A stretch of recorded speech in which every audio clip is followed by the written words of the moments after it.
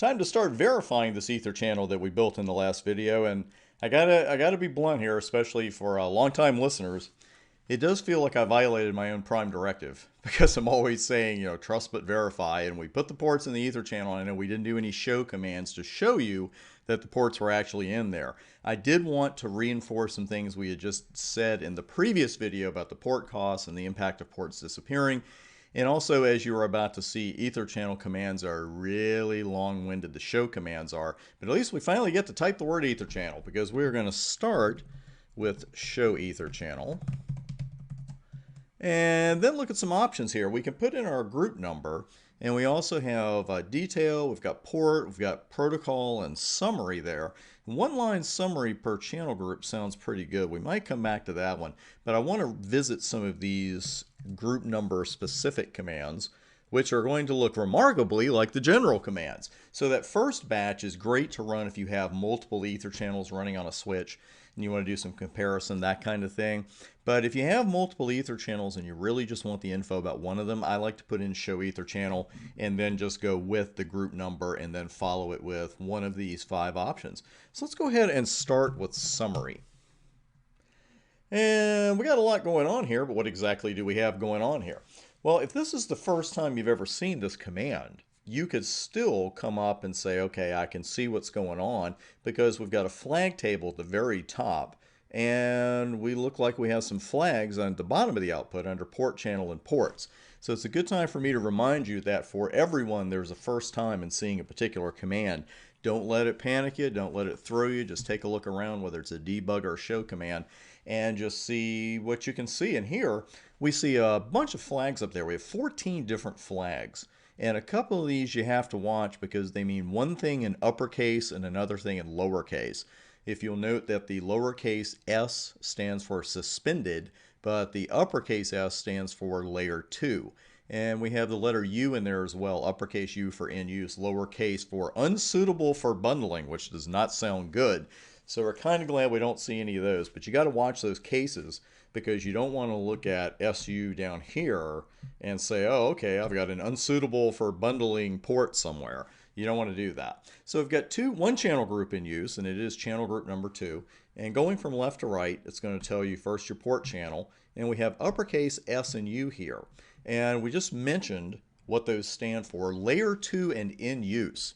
And if you must be thinking, if there's a layer 2 Ether channel, there must be a layer 3 Ether channel.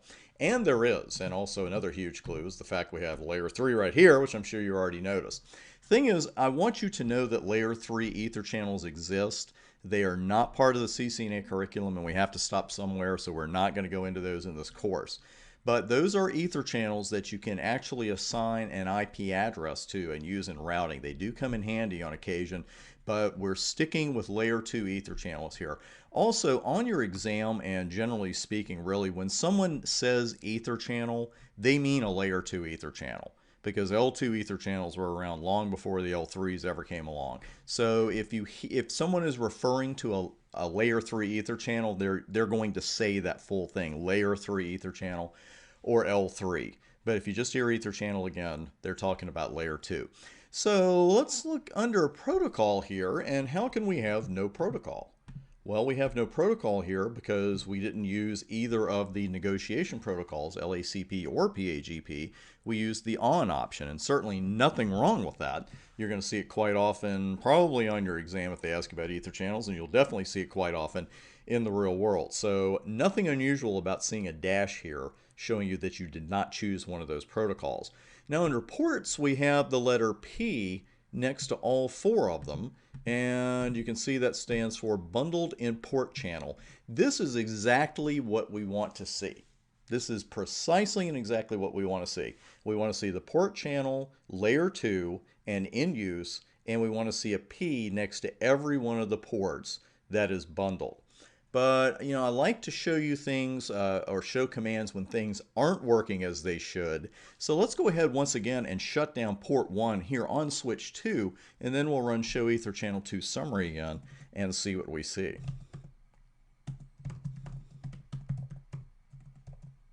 Let's try shut instead of sub. That will probably work better. Move that just a tad. Thank you. And we see the line protocol go down, and we'll run show ether channel 2 summary. And notice that port 1 still appears here, because as far as the switch is concerned, the port is still in the channel group. We didn't take it out. But this is the kind of thing you got to watch out for when maybe you're not getting the throughput that you think you should be getting. And that's that we have the letter D next to Fast Ethernet 1, and D stands for down. Now, and you got to watch your case there too, because uppercase D is for down and lowercase d is for default port. So again, here we see some D or AD port and some P ports mixed up. And just don't let your eyes play tricks on you. Look at that and say, okay, all four of them are in P, because they're not. So let's go ahead and put Fast 01 back up.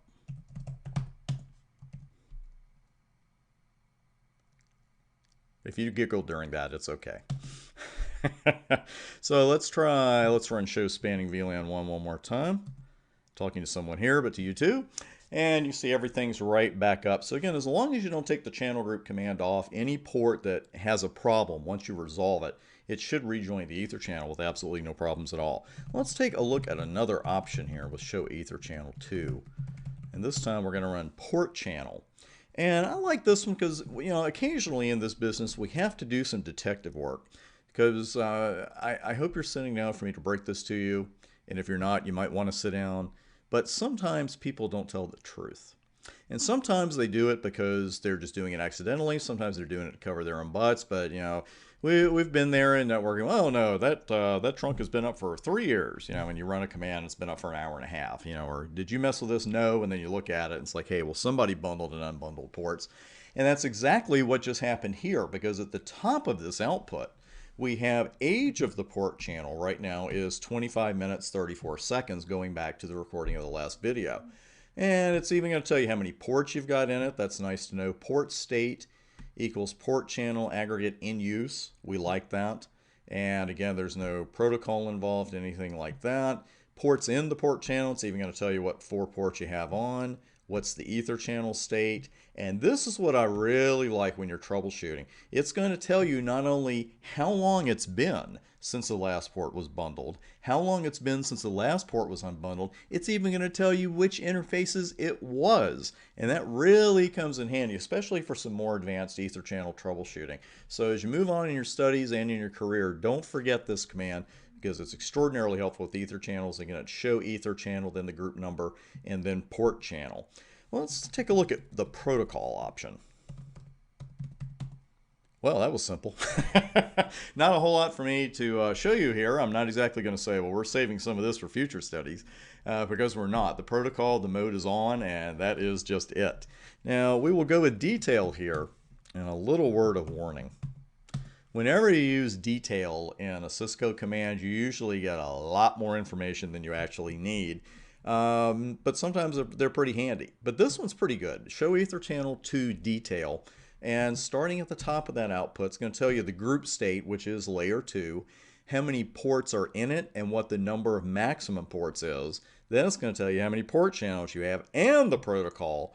And minimum links will save that for another day. But ports in the group. We don't need to know every single field here, like the GC change and the load and the GC, that kind of thing. It's not what we need right now.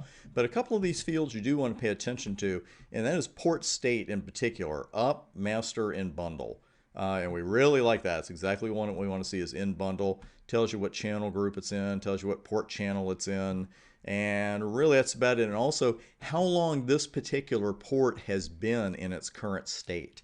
That's helpful as well, because the last command, it showed how long it had been since a port had been bundled or unbundled, but it didn't show you the time for each port. And this command does just that. You'll always see it at the bottom of the output. So I can look at this clearly and say, okay, you know, here's 1, 2, and 3 up at the top. 1 was obviously just changed because we got 2 minutes, 15 seconds. Then all of a sudden we have almost 30 minutes for ports 2 and 3. And then port 4 is about 20 minutes. So you can tell what happened there.